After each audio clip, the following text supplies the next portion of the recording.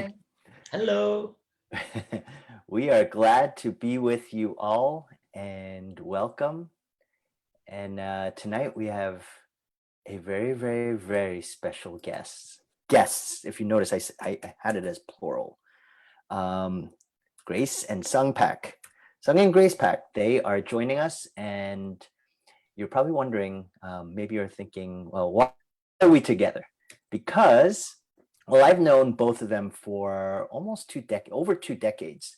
Known Grace a little bit longer, and she was a student when I knew her. And so, one thing that I think before we begin is I just wanted to ask you, Grace, do you ever miss? Because she was on the path to working on her doctorate with a professor by the name of Anthony Thistleton. And for those who are at all familiar with theology, he is actually a pretty renowned biblical theologian, and he was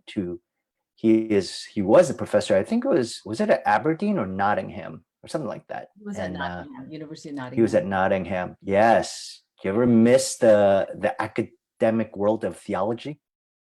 Um, now and then I do, but I think for the most part, You do? I thought you were going to say no. Absolutely not. Look at the man I'm next to. oh my God. Yeah, that's why I don't miss it. No, but if it was, Sung versus Nottingham, I guess I would have chosen Sung over Nottingham. Oh, You guess? Thank you. Yeah, so no, I mean I do miss it, but my life it's so different. I never expected it I to. know. Never. I know. Never We're in going my to talk wildest about that. yes. Yes. And in fact, I think, were you writing it on your thesis or something like on epistemology or something like It that? was on hermeneutics metaphors. It was on metaphors Oh, and like interesting. yeah. Yeah. Herman who? Hermeneutics. Oh, well, it's good to be with you both. Let me pray for us and then I'll share a little bit about the evening, what we're going to talk about. Father, I thank you for this time. Thank you for blessing us and for reminding us that you are sovereign. Your ways are better than ours, your thoughts better than ours, and you know all about us. As David says in Psalm 139, that you know us so well. You've made us fearfully and wonderfully, and we can count on the full truth and reality that every part of our lives has been woven, and you are the grand weaver, the one who really has knit us together in our mother's womb.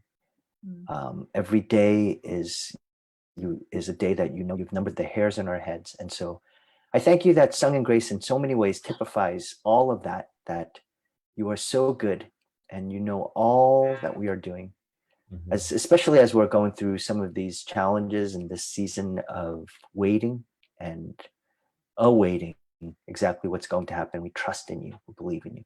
So thank you that you've proven that to us in so many different ways, but most of all through your son, Jesus.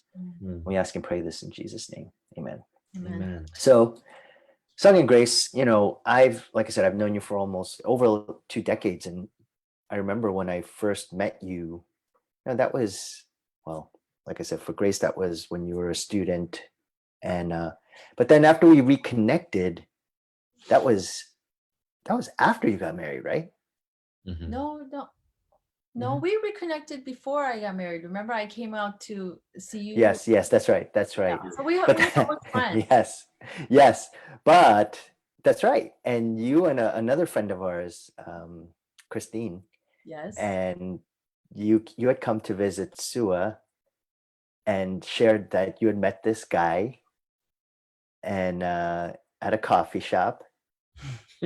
Yes. And then after that you left, and then I think you called later or something like that. I can't remember so I would love for you to share your story. I know a number of people do know your story on, just from the point of you getting together, because that's so much. Because what I really want to do is talk about that time and then talk about your first few years.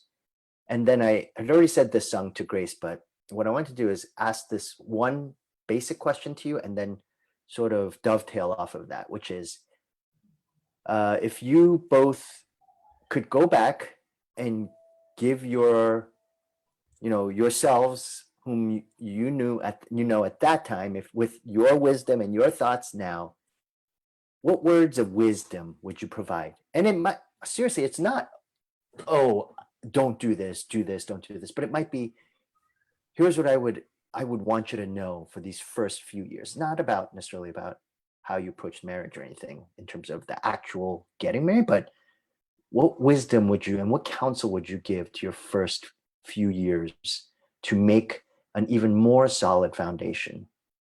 Because I think that's going to help a lot of the younger couples to think through some of the formative years of marriage, which I do think those first 3 to 5 years are really pivotal.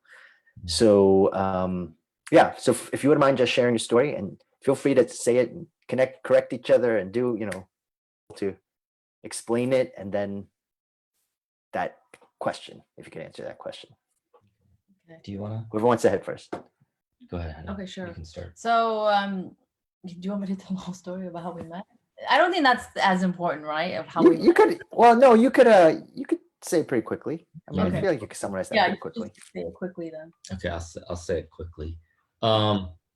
So, great point, first of all, Sam, about I do hope, and I don't know, but at some point I do hope a lot of the younger couples do get an opportunity to maybe hear our story, because I do think they would probably be the ones to benefit the most, and or those who are of that season or of that age contemplating marriage, or in a significant relationship. I do think they too might benefit from our experience. But I was about 28. I was in the Air Force, and I was a captain in the Air Force, and I was heading to leaving California at the time. So I was actually stationed at a base called Beale, not too far north of Sacramento. And this was in the 98, 99 timeframe. And I was getting ready to go to Korea for a year. And I was a believer at that time. I'd probably been a believer walking with God for about 5-6 years. And one of the things that God did in my life after I came to know him was he drastically changed my perspective on dating and relationships. And so when God challenged me to have a completely different perspective on relationships and on women and on dating, he basically took me into the desert. And I very much consider the 3-4 years I was in Ohio and California as an officer and as a fairly new believer as a desert season. I wanted a relationship. I was in my mid to late 20s. I had always thought I would be married somewhere in my mid 20s, but God had other plans. And he really kind of took me to this desert place. And when I say desert, there were like no dating opportunities where I was located. And that was fine, because I was heavily committed to my work and my career, and just building a newfound relationship with God, and really knowing him, and really digging deep in all of his word and commentaries and concordances. And I was like just finding out about God.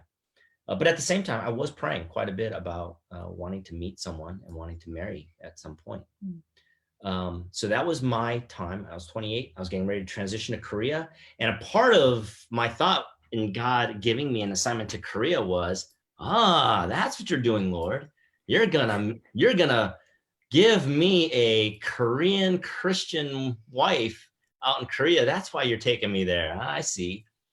And so I'm getting ready to leave when my mom called me and said, hey, your older sister is about to have a baby, and I need to be out in Boston. And so would you mind canceling any plans that you had for the summer before you go to Korea? And would you come to Evanston, Illinois, and man the coffee shop with your father for the summer? So I changed plans, and I went to Chicago, and I was going to be there for about 30 days before I was going to leave for an assignment to Osan Air Base, Korea with the Air Force, right? About the second week I'm there at the coffee shop, in walked Grace with a friend of hers. And our first meeting wasn't that great. I simply remember this, and I know Grace will say I'm wrong, but this is exactly how I remember it. She Well, if you walked in. exactly remember, that means you were attracted to me from the get-go. Perhaps, or she confirmed. Like I had like all these crazy stereotypes about Asians in the Chicago area. And I hadn't been in Chicago or lived there for a long time. So I knew a lot of time had passed, but my stereotypes were from back when I was in high school. And I just remembered like all the Asian girls, like they would always wear black and like have like this like kind of goth appearance. And so I'm in the coffee shop in the summer in Evanston, and it's like 90 degrees and 90% humidity. And in walks this Asian woman, and she's in all black. And I'm like, yeah, there you go. And this coffee shop was unique in that it wasn't one of your kind of artsy type of coffee shop or a Starbucks. It was a blue collar mom and pop coffee shop near a college town. But the vast majority of our customers were blue collar, catching the train, got their coffee black. She walks in and she looks at me and says, I'd like an iced mocha, half 2%, half skim. And I said, what is that? And so I said, okay, I'll try making this drink for you. And so I spent the next 10 minutes making this drink for her. And she took it. And then she said, oh, I forgot my No, I asked if you guys take credit cards. She had her wallet, but she didn't have any cash. Well, we only accepted cash. And so she brought out a credit card. And I said, we don't take credit cards. We only take cash. And so I took 10 minutes to make this drink. She couldn't pay for it. So I said, don't worry about it. And so then she goes and sits down. And then a minute later, she comes back up to the counter and she complains. And she says that the coffee is too watery. So she confirmed everything I thought about this Asian woman from Chicago wearing black, and she's high maintenance because that coffee drink was a high maintenance coffee drink, and she's snobby. And so that was my initial impression of Grace Paik. And so that was the end of that. The very next day, or maybe 2 days later, she came back to the coffee shop. And I was actually getting ready to run out because I was going to go play golf that afternoon. And so before I left, I just noticed that she was there. I recognized her because it was kind of hard to forget this person who didn't pay for her coffee. And so she's typing away on something. And so I leave. And I was gone for about 5 to 6 hours. And I come back after golf, and she's still there typing away. And so I was actually, at that time, I was in the market for a laptop for my parents. And when I saw her, I just thought I'd ask her about her laptop and ask her what she was doing in the coffee shop all day. And so I said, hey, I saw you in the morning. You've been here all day. What are you working so diligently on? And she said, oh, you wouldn't be interested. And I said, no, I am. I'm really interested. And she said, well, I'm putting together a conference on theology and the arts. And I said, oh, maybe she's a Christian. And so I sat down and we started talking about this theology and the arts. And then I just asked her, I said, are you a Christian? She said, I am. And I said, I am too. And up until that point, I hadn't had any fellowship for about a week and a half in that coffee shop. And so I was so excited that she was a Christian, that she's working on theology and the arts. And as the story would go, she came back to the coffee shop almost every day for the next 2 weeks before I left for Korea. And every day, every break, every opportunity I got, I would sit down and we would talk and we would fellowship and we would ask deep things about the faith and our walk with God and what we're learning in the scriptures. And two of the things that I had been praying about when I was in that desert of dating, two of the things I had really sought God's clarity on was, if there are like 2 or 3 things, God, that you clearly want from me in a future spouse, what would it be? And 2 were like preferential, but 1 was someone who really is a student of the word, not just a a quiet time person, or just, Mhm. you know, and I don't mean that the wrong way. But, I don't know what that means. okay, so what I meant was, I don't want. It wasn't someone who just like reads devotionals or Yes. reads a verse or two. I want God really impressed upon my heart. Marry someone who is a real student of the word, who loves the word and will dig into it, and really like will challenge the meaning of passages and so on and so forth, and has kind of a pursuit of doctrine. So that was one. And then the other two were preferably Korean American, because I just thought that culturally and parents wise, it just makes a lot of sense that it would be someone that would more seamlessly integrate into our family and my parents. And then the third thing was just someone who brought a lot of fun and humor, right? Because I'm generally, believe it or not, I'm generally a kind of a sober, somber, serious person for the most part. So those were kind of like the thoughts. So some of it was preferential, but the one that I really had in mind was, just a real student of the word. So up until that time, I had not met any Korean American people who was a tremendous student of the word, because in the Air Force, it's like 85% white. And in the churches that I had gone to up until that time, it just seemed like all the churches I was finding that were of the doctrines that I had been brought into the faith just seemed like an older crowd. And all the churches I was attending that I was in line with the doctrine, it just seemed like people that were, at that time I was in my late 20s, but it just seemed like congregations that were in their 40s and above. So I just didn't find anybody. So when I met Grace, I just thought, 40 and above, those old people. yeah, those old people.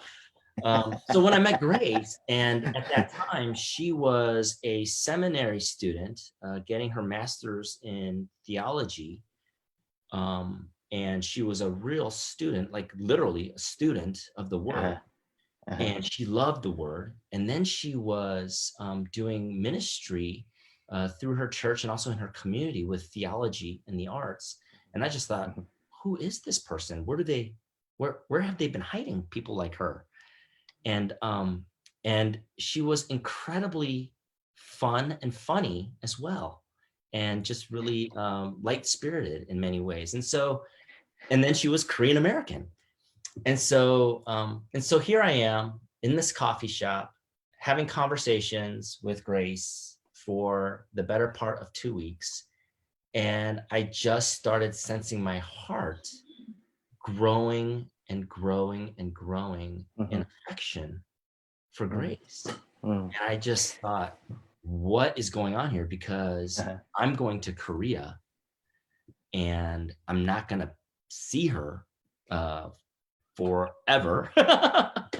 And she's telling me about finishing her seminary, her master's in theology, and she's already lined up a PhD program in England.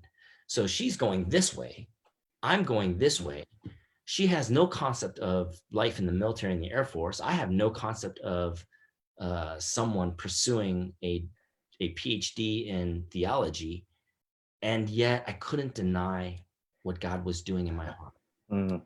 Can I ask Grace one question now that, so the coffee shop, is the way that Seung told it the way that it was in your perspective? Oh, geez. No? Why? What was different? What's First of all, different? I had money, okay? So I did pay the first time. The second time, Are you sure? Yes.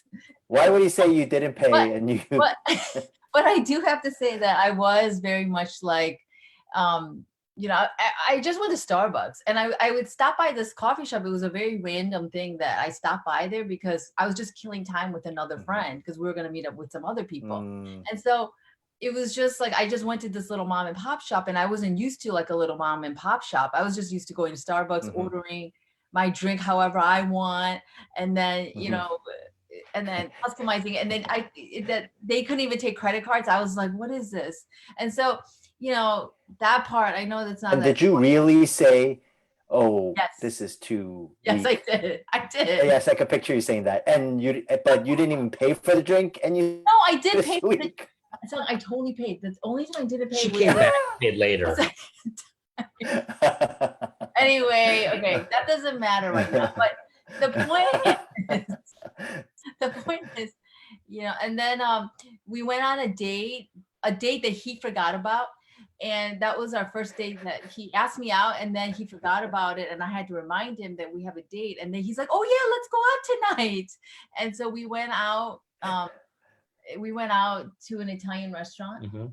And he was just so busy, so he forgot about it. At the coffee shop. Yeah.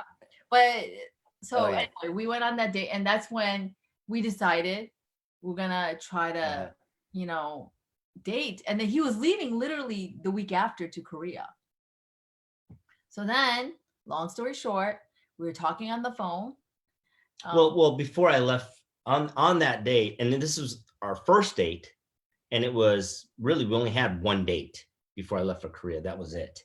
And I forgot. That date was how many days before you left for Korea? How Probably many about days before you left for Korea? Maybe 5 or 6 Yeah, days, 6 days, 5 or 6 5 days Okay. before I was leaving for Korea. So Uh-huh. we had only talked in the coffee shop for about a week and a Yeah. half at that point. And Mm. and one of the things I shared with Grace in our conversations was how God had kind of transformed my thoughts on dating, and that the next person I would Mhm. date would only be someone that I thought would be someone I could marry, right? Mm. So Mhm. when I asked her to have dinner, Mhm. I think she already had a sense of, oh, wait, I thought this guy doesn't have a date unless he's thinking that someone can, someone he can marry, right? And then you forgot. And I forgot because I was so busy that day at the coffee shop. And so Grace called me. We went out to dinner, and so prior to that, I just remembered, like, at least a couple days before I asked her for that dinner, because I didn't want to ask her for that dinner. I just thought, this is ridiculous. Why am I doing this? But just God, again, really press it upon my heart that that this is the one. She's the one. She's the one that's going to always, for the rest of your life, bring you closer and draw you closer to me. And so that was such an affirmation, and it was so loud and clear that God was speaking that to me, that this would be the person that would always draw you closer to me. And so I asked her for dinner. We went out to dinner, and in the very beginning of dinner, I just put it out there, and I said, hey, Grace, I don't ask someone on a date because of my dating thoughts and philosophy, and I wanted to ask you something. Would you be open to continuing communication while I'm away in Korea for the purposes of marriage? And I just put it out there just like that. And I thought she's going to do one of two things. She's either going to say, what? Are you out of your mind? Or she's going to say, okay. And she looked at me and she said, okay. And I said, okay. And so from that point forward, it was just very clear that we and I were pursuing this relationship for the purposes of marriage. And we approached it that way. And then literally 6 days later, I left for Korea. Yeah. Mm-hmm. Yes. So now you're in Korea. What's next? So then we were talking on the phone, and that was before, like, we did have internet, but it was like, oh, it was lame. A lot of letter writing, email, but not like chats or anything like that. So yes, like we spent, it was $1,000, over $1,000 in calling cards. One month. Yes. Crazy. Oh, those calling cards. Oh, those calling cards. And so then, what a time. Yeah, lots of calling, lots of talking, lots of phone bills. So it was about technically we saw each other like physically about almost 2 weeks.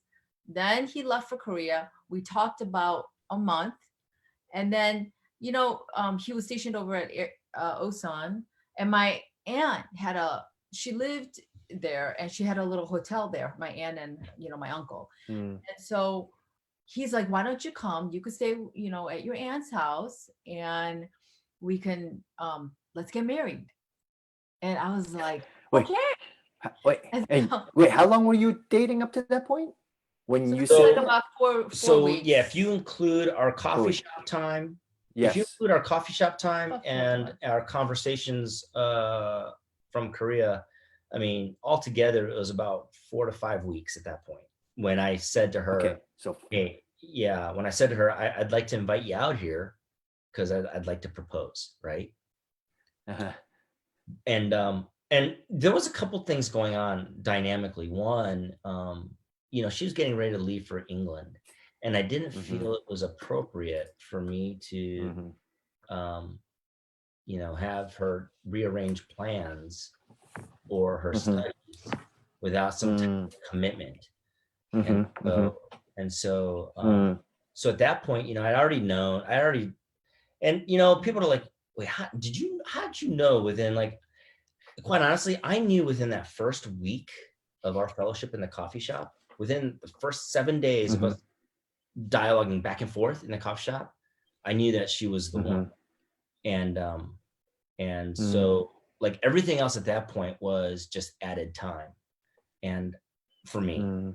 And so here I am pursuing her, and she's got this whole PhD thing that she needs to go off for the next 3 to 4 or 5 years. And I thought, okay, well, the Air Force is going to send me somewhere else after Korea, but I have no idea where. And so I was thinking, like, okay, well, either she's going to go do what she needs to do and where God's leading her. I'm going to do where God's leading me, and we're going to have a long distance relationship for the next 3 to 5 years. And I'm 28 and she's 26. And I just thought, I don't see that happening. Yeah. And so in order to I recognize that that's just not, I just don't see me doing that, and I don't see her doing that. And for me to ask her to reconsider her PhD, I need to give her a commitment. I can't just ask her to do that in the hopes of getting married one day. Yeah. And so one thing I should have mentioned was, when I got accepted to that program, I almost felt like I was like a Gideon, like it was very, the requirement was very difficult to get in. And one of it was Dr. Thistleton. He was actually going to retire. And, in Europe, when you apply to study under somebody. And he was really the only, professor I really wanted to study under, especially the whole realm of, language and metaphor and hermeneutics. And then when he came out to Chicago and we actually met, and he at that moment decided, okay, I want to take you on as a student. And he kind of said, oh, what a metaphor. Like he started off with a student that was writing about metaphor. Now he's ending his career with somebody who's going to study about metaphors. And so it's just a very like a sign to me.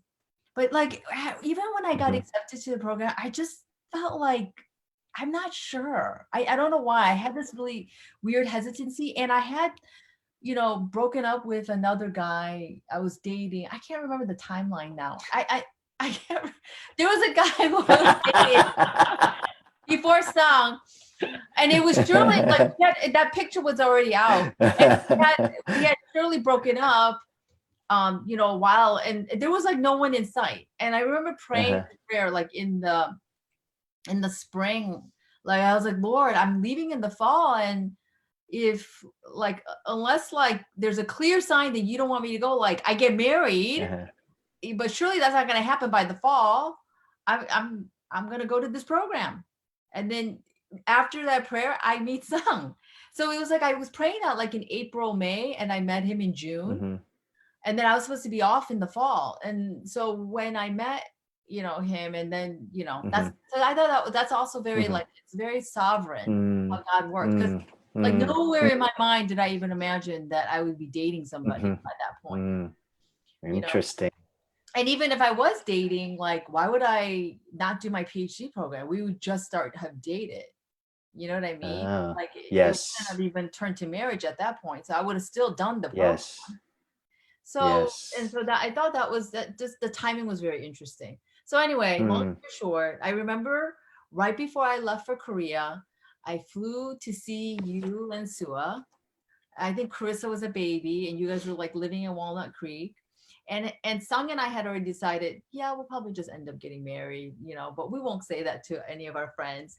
And like Christine and Sua. We didn't know definitively. I knew that I was going to propose, but I still had to get permission from the Air Oh Force. yeah, that's right. Because the Air Force sends people to Korea on a remote. So that means no family, no spouses. And so if for some reason you bring a family member or a spouse, you have to get special permission from the leader of your base.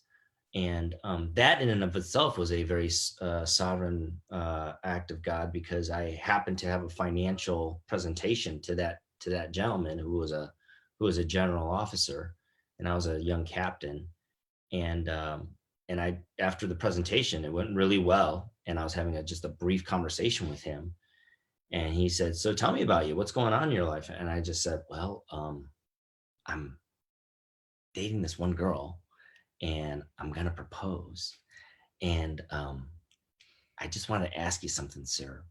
What do you think if I propose to her? Would she possibly be able to stay in Korea with me if we get married here?" And then he says, "Tell me your story." And so I told him my story and how we met and how it had been like literally 5.5 weeks, and how I fell in love, and how we had all these things in common about the faith and so on and so forth. And after he heard my story, he said, "If you tell my wife this story, it's approved." And so I went to his house for dinner and told his wife the story. And next thing I know, I got the approval that if Was she crying? Oh, yeah. I love it. The general's wife loved it. And so basically I got the approval that if Grace came to Korea, that he gave permission for me, if we were married, that she could stay in Korea with me. Mm. Yeah. Mm. So That's awesome. So a couple of things. One is, I still want to make sure we have plenty of time for you to talk about specifically the counsel that you would give, because that's a pretty significant part of our time. So you have about maybe 10 more minutes to finish off the story of not just when you got married, but also the first few years after. Okay. So if you got about 10 more minutes to do that. I'll just wrap it up. So then, I come to your house, Sua's like, and Christine are like, we never even met this guy. Who is this guy? Please, whatever you do, call us before you do anything. Please, like before you get engaged, call us. And I remember in my mind, I'm like, oh, I'm gonna get married. And so I remember like going to the airport, fooling Christine, fooling Sua. And then I left for Korea. We get there. Within that week, we got married. Mm-hmm. And without getting into all the details, but we went to the embassy, we got married. Sua calls, is crying, and was really mad. I'm sorry, Sua. Really crying. You just threw her under the bus. It was because she didn't come on tonight. And then Sung was like, who is this girl? I was like, who are these friends that are like so against me? Like who do they think she's marrying? Okay, and so anyway, so then we got married, and then as soon as we got married, like all suddenly reality, like it's as if like scales came down, and we were like, what do we do? Yeah. So I mean, it was literally like after we went to the embassy and we came out, we were like, oh. So it's like this. So like even as we're telling a story, if you could hear us, like from the time we met with that bad coffee experience to the time we got married was literally like meeting before going into shelter in place, and then like getting married today. It'd be like March and then getting married in the beginning of May. But to us, as we were going through that, it felt so just methodical. it didn't feel like it was 6 weeks. It felt like 6 months. It just felt really, maybe Just even longer. natural. It just felt felt so natural. And so everything seemed so clear, so coherent.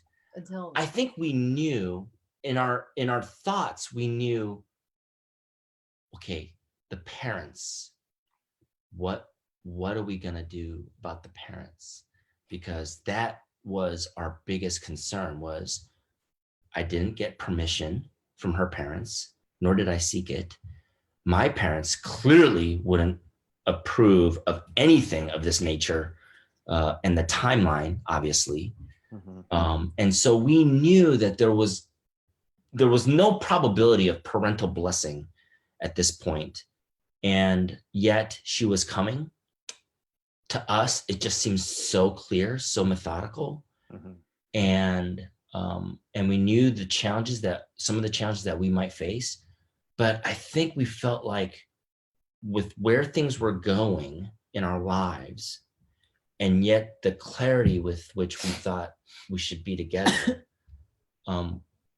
we didn't see like, what are our alternatives and how do we do this separated by a couple of oceans, and how do we approach this? And again, it's not like I'm 21 and she's 19. I was 28 and she was 26. And so I'm 27. So it seemed a lot slower than we thought, and it seemed much clearer. And as Grace just said, the minute we got married at the embassy and walked out of the embassy, and we had like this hotel in downtown Seoul for 2 nights, that was going to be our honeymoon. The minute we walked out of the embassy and we were holding hands, and I looked at her and I thought, this is my wife. And then she looked at me and she's like, this is my husband. Like something happened. Like she said, the scales came off, and we were just like, what did we just do? Yeah. Like, what have we just done? Women, what did we just do? Yeah. And that's, I think, when like reality, the flood of reality like sunk in. Yes. So now let's talk about the flood of reality. Yes. Next 3 years. So from that point to your time in DC right after, right? After that was Colorado. Colorado. Okay. So, and I know DC was your greatest challenge, right? You would say? Yes. So maybe you could talk from that point all the way through to DC. And then you have about 5 minutes. So you have to do it in maybe about like 10 minutes. Okay. You have 10 minutes to do it. Okay. So we got married. Parents and first. So we should talk about parents. Well, yeah. No. I mean, obviously our parents were all mad, and I don't really have much to say about that other than they finally forgave us after like our second or third child. So we flew back. We actually flew back from Korea. We flew back from Korea to seek forgiveness from both Grace's parents and my parents. Prior to flying back, we had some help from relatives. So on Grace's side, we had some help from her aunt, who helped smooth some of the news and some of the dialogue that we were going to have before we went back to seek forgiveness. On my side, my grandma happened to be in Korea at the time. And I remember seeing my grandma and telling her that we got married. And my grandma said, no, you guys got engaged, right? And we said, no, we got married. And she goes, Omo, which is like, oh my gosh. And then my grandma, who's a Christian, after the initial shock, she said, okay, we'll come sit down and eat, right? And it was so funny because like when my grandma said that, like it was like, to me, it was like her saying, what have you guys done? Well, it's done. Sit down and eat. You gotta feed. Such a grandma thing to do. And she contacted my parents and kind of set the tone for our return. So we went back, sought forgiveness. We got forgiveness in words, but not in heart. And many years. And then several months later, we went back again to Chicago to have a formal ceremony, which was again quite awkward because we had been forgiven in words, but we had not been forgiven from the heart. And we didn't necessarily expect it either. We knew that it was going to be a long process. Mm. What we didn't realize is that we didn't realize Grace's parents were much more gracious. But my parents, it took the better part of 5 years, 6 years before their hearts started to forgive. And so it was a number of years before they welcomed us back into their lives. Yeah. Yeah. And then, so you went back to Korea, and that was a challenge, right? Yeah. Well, because I think, Because you had not much to do. Yeah. Grace. Because, there's also this sense like, oh, you're a Christian, I'm a Christian. You love the word of God. I love the word of God. You love, traveling. I love traveling. You like adventures. And then we're like, great. It, theoretically it all fits and it's going to be happily ever after. But because we didn't date and we didn't really know how we were, like all of that came out in our first year of marriage. Like like we both have very different family backgrounds, even though we're both from Chicago and from a Korean American family, but we both have very different backgrounds. We, like he doesn't eat breakfast, I eat breakfast. I mean, simple things like that. But I mean, it was everything. We would really fight about everything. We didn't know. Yeah, I mean, apart from commonality of faith and commonality of love for God's word and some Christian authors. And I mean, we were, and this is where we were polar opposites. We were really lacking maturity, right? I think we both had this mindset of, well, as long as we have the same faith, we can overcome anything. Yeah. Right? That's not the case. As long as, we both seek the word for resolution on things, we'll be fine. And what we didn't realize, and this is what happens when you only know someone for 6 weeks, what we didn't realize is that we didn't know anything else about each other. And everything else that we found out were polar opposites. Like everything from personalities to tastes to preferences to habits. I mean, we are just opposites. Yeah. And so that brought a lot of, fighting, especially then. Okay. So then about year 10, when we were in DC. Yeah. If you fast forward to DC, so if you fast forward 10 years into our marriage, I mean, we had challenges. So we had 3 children by this point. Samuel, our oldest at that time, was like preschool. 6. Yeah. No, preschool. Ellie was 2 years younger, and then Micah was a newborn. And so we were parents to 3 young kids. And I would say DC was the first time where we truly experienced a major trial, right? And that trial was, one, I was incredibly busy at work. I was probably working 70 hours a week at the Pentagon. And Grace was at home most of the day, 6 days a week, with 3 young kids. And also at that time, we were defrauded by a housing contractor who basically took the entirety of our life savings and also took loan money. So we weren't just broke, we were broke. And our house was in disarray because our house was gutted, was demolished. And so was that the winter time? That was nearing the winter. Right when Micah was born. So yeah. It was in the fall. So it was cold. It was late fall. So it was that year, 2004. So we had encountered a serious trial. We had 3 young kids. I was working incredibly long hours. And it was in the midst of that where we really, I think, had conflict in our marriage that kind of had peaked at that point. Because we had arguments on a regular basis throughout our marriage up until that point. But at that season, it gotten to a point where we really began to wonder, Grace really began to wonder, is this guy all about the Air Force? Or is he a part of this family and this marriage? And I began to just wonder, are we ever going to get along? Are we ever going to be like-minded about anything? And we were just really going through those doubts and those questions. And we were at about what, 6-7 years of marriage at that time. Yeah, I thought it was 10, but now that I think about it, it was probably about year 7. Yeah, it's about year 7. Year 8. Yeah. And I remember, Sam, we actually sought you and Sua's counsel at that time.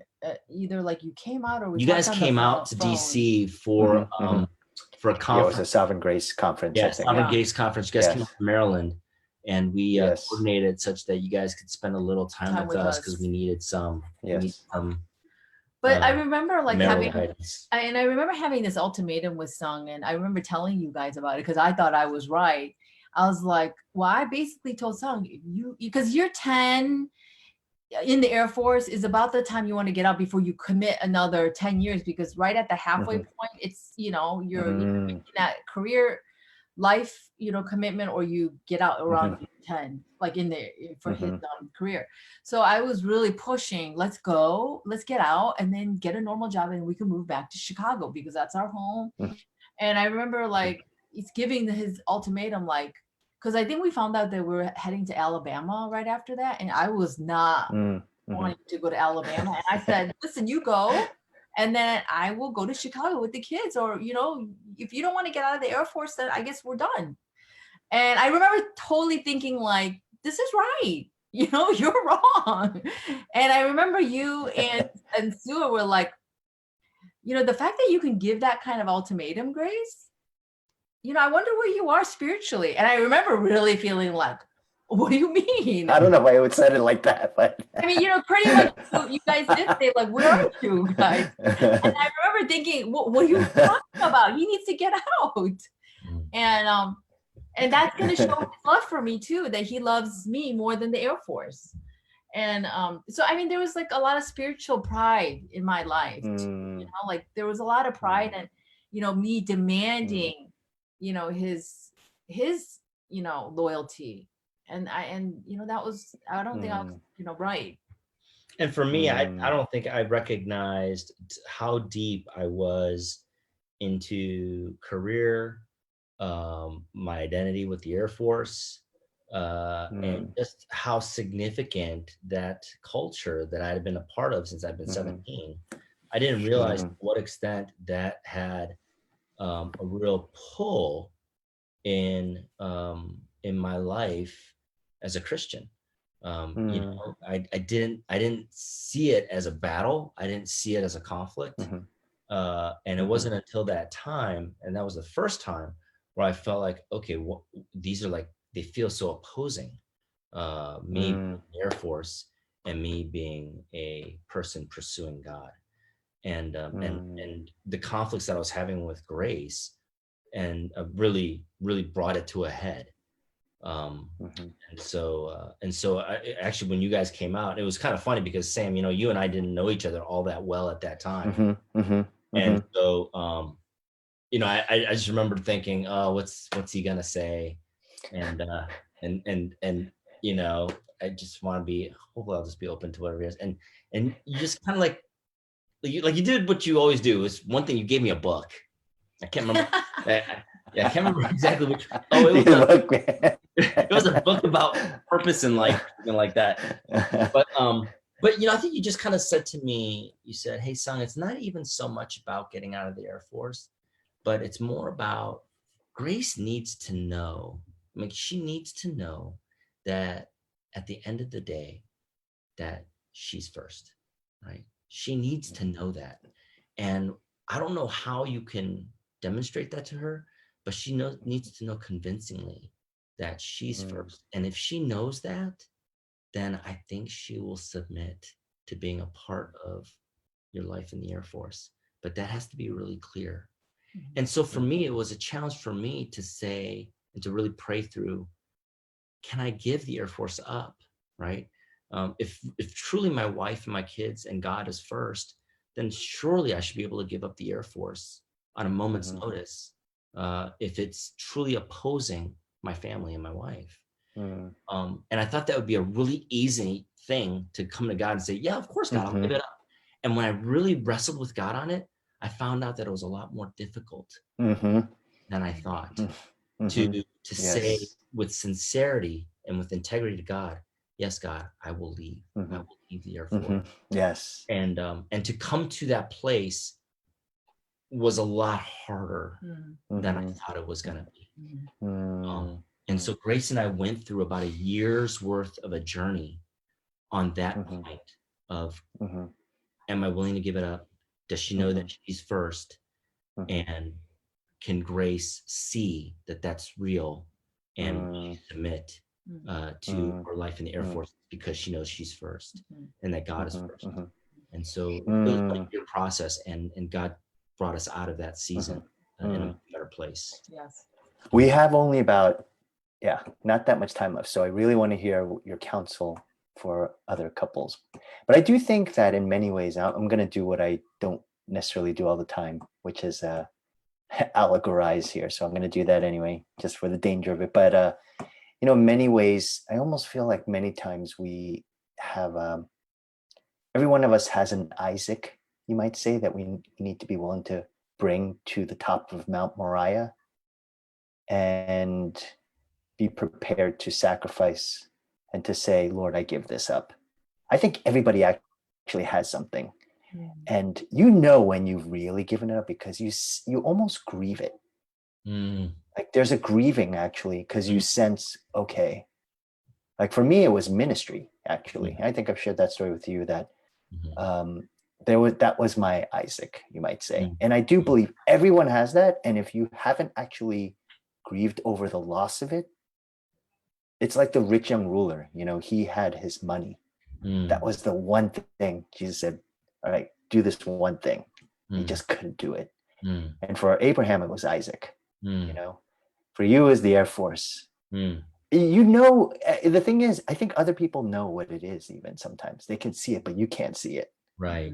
Because you can tell they're so invested into it. Maybe for someone, maybe it's golf. For somebody, maybe it's their spouse or their children, or their children's success. So there's always something that we need to be. And I do think for a really successful marriage, both husband and wife need to be willing to surrender unto the Lord. That one thing that we say, no, don't ask me to give that up. Yeah. Anyway, so that's just something, as you were saying that song, that it just came to my mind. Yes. Counsel. So after here. Yeah, I think that's so spot on that if you haven't been in that place, I think God will bring you to that place. Maybe he won't, but I think I think you do know that you've been in that place when you find that it was a battle, it was a struggle, and it was a wrestle, and I thought I had been through that, but I guess I hadn't. But I'll give a couple lessons learned. Okay, and then if you want to share a couple lessons learned, we have like 2 minutes. Okay, I'll make it as quick. No. You have about 9 minutes. So we give a lot of lessons learned, first and foremost to our kids, because our kids ask, hey, mom, dad, you guys met and got married in 6 weeks, so surely we could do the same. And we say, if you do, we'll kill you. Right? So clearly, we we don't view our path in any way, shape, and form as a recipe for anybody else. And there is a lot of circumstances. Yeah, it's a very unique circumstance, very unique situation, and what seems so clear to us at the time. So, can I jump in there for a second? Which is, I've been thinking about this. Your situation is so unique. It actually had almost these really certain circumstances that I don't think inherently is God dishonoring. You know what I mean? That if maybe asking the question of, hey, can I date someone and get married and your kids, let's say, do that in 6 weeks? That doesn't really take into account all of the different uniqueness of your circumstance. You know what I mean? Because I think generally, you shouldn't do that. Like there's a lot of lack of wisdom, but given certain context, it's not inherently wrong. And it could actually be a God honoring thing. Because when I hear your story, I don't hear like, oh man, that's just so evil. Like what you guys were so unwise. And I don't really feel that, even though I wouldn't think that's a general rule across the board, but I do think. So, what do you think about that? Yeah, so I agree with you, Sam. I think we've replayed it a number of times in our lives to say, could we have done it any other way? Could we have made it longer? Could we have taken it to our and we've wrestled with that. And when we've replayed it, in hindsight, we look at each other and we say, you know what, if we tried it any other way, We would have probably not we been would not married. have been married. Yeah. It just wouldn't have gotten there. We don't see how it could have happened from a horizontal perspective. Yes. And so we do see that God brought it together in the fashion that he did. And it wasn't maybe ideal from the world's eyes, and it did cause much pain, and it took years of reconciliation. But we also believe sovereignly that that was a part of the process of bringing us closer to him, refining us, and building our marriage. So we do see a lot of goodness from it as well. We don't recommend it, but I agree with you. We don't view that in that time that we were spiteful, and we didn't view ourselves as being an angry fist toward anyone. It was just the nature of where we're at. So we don't advise it, we don't recommend it, but what we would say is, obviously, a couple of the lessons learned that we've had through our first years of marriage, first and foremost, was conflict. I mean, we had so much conflict, and a lot of it was because we didn't know each other. And this notion that, particularly young couples, the notion that just as long as God is in the center of your marriage and the Bible is in the center of your marriage, you'll be fine.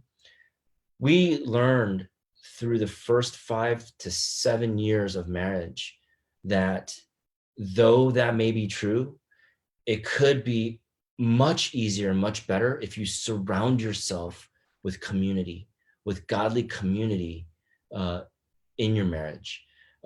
Because part of the challenge that we had in the Air Force, and because we moved so frequently, we had so much conflict in our marriage, but we also had very superficial community, godly community in our lives surrounding us. And so when we had conflict, our conflicts were dealt with just with each other. We didn't have parents to help us with conflict. We didn't have close Christian friends that were proximate to help us with conflict. We had relatively like a superficial new relationship with a pastor, so we wouldn't really go to them to help our conflict. So we felt very much like our conflicts had to be dealt with us, and we didn't have a community to go to. And over the years, we've learned how to deal with that. And there are times, even last several years, where I'd say it was challenging.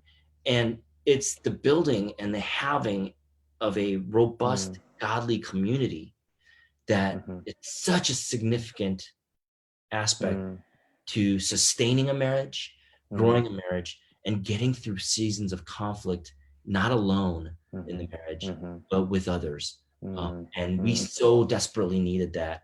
And that would have made our marriage so much healthier and easier in times of conflict. That's a big lesson learned for us. One thing I want to say is, because, you guys were, part of our lives. I mean, at least not distance wise, but, you guys were always our friends throughout, the 20 years of our, marriage.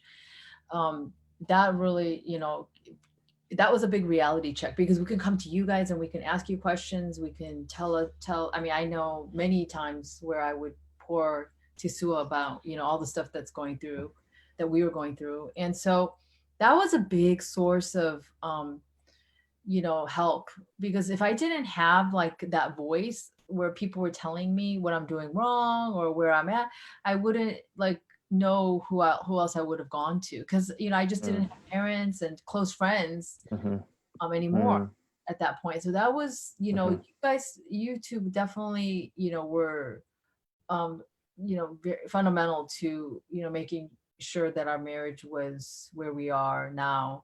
And even coming to San Francisco, I mean, it wasn't, I would lie if I'd say I just came here randomly. I came here because, we were here because of Wellspring, because of the ministry, and we believed in what you and Sua were doing. And we both resonated so much with, what you guys believed in. And so I think that was, that's why we ended up where we are, because we wanted to do life with friends that could keep us accountable, that we can be real with, that we can be transparent with. And I think that's so important, because life is so short, and when we're not doing that with friends and family, and we're just saying everything is fine when it's not, by that point you're just holding it, your marriage is over. By that point, like, it's already too late. And when friends try to come and help you, it's too late, because you guys have, you guys haven't been sharing, you guys haven't been transparent. And I think, for us, like, I really could honestly say it wasn't until like year 12 or 13 where I actually thought it finally started to get better. But, prior to that, we were just, I mean, it was a lot of, arguing. And I can say, confidently now that, we don't, there's no way I feel like our marriage is so much better. And I mean, we still have issues, but it's nowhere near.